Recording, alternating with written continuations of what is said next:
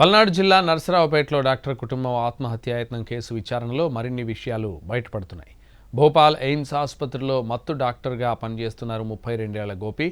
భార్య కూతురికి ఇంజెక్షన్ ద్వారా మత్తిచ్చి తాను కూడా తీసుకున్నారు డాక్టర్ గోపి. మత్తు మందు తీసుకున్న కొద్దిసేపటికే ఆత్మహత్య చేసుకుంటున్నామని కుటుంబ సభ్యులకు లొకేషన్ షేర్ చేసింది భార్య శంకర్ కుమారి.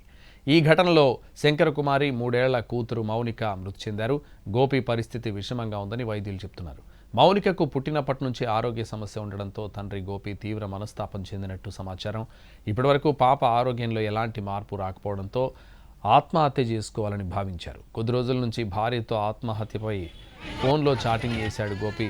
శంకర్ కుమారి భోపాల్ ఎయిమ్స్ ఆసుపత్రిలో నర్సుగా పనిచేస్తోంది. 4 ఏళ్ల క్రితం డాక్టర్ గోపి శంకర్ కుమారిని ప్రేమించి పెళ్లి చేసుకున్నాడు.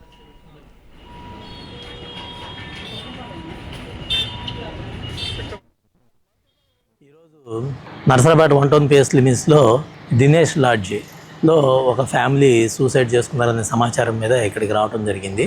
మనకు అందుతున్న సమాచారం మేరకు కుంభా గోపి అని ఆయన భోపాల్లో ఎనస్థీషియా డాక్టర్గా వర్క్ చేస్తూ ఉన్నారు. ఆయన లవ్ మ్యారేజ్ చేసుకున్నారు. 3 years పాప కూడా ఉంది. ఈరోజు మార్నింగ్ వాళ్ళు చేతులకి క్యాండిలా పెట్టుకొని వాళ్ళ ఎనస్థెటిక్ డ్రగ్స్ ఆర్ ఏ డ్రగ్స్ని ఇంజెక్ట్ చేసుకుంటూ ఆ ఫొటోస్ వాళ్ళ ఫ్యామిలీ మెంబర్స్కి షేర్ చేసి ఈ లాడ్జ్ లొకేషన్ని వాళ్ళకి షేర్ చేశారు. డాక్టర్ గోపి గారు వాళ్ళ బ్రదరు వాళ్ళు వచ్చి ఇనిషియల్గా ఆ రూమ్ని అది వెరిఫై చేసి వాళ్ళని ఇమీడియట్గా లైఫ్ లైన్ హాస్పిటల్కి షిఫ్ట్ చేయడం జరిగింది ముగ్గురిని.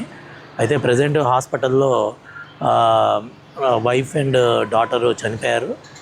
గోపి గారు మాత్రానికి ఇంకా ట్రీట్మెంట్ జరుగుతూ ఉంది. ఆయన లైవ్గా ఉన్నారు. ఇంకా ప్రస్తుతానికి విచారణ జరుగుతూ ఉంది. ఫర్దర్గా ఏమైనా ఇన్ఫర్మేషన్ అంటే ఫర్దర్ ఇన్వెస్టిగేషన్లో తేలుతాం.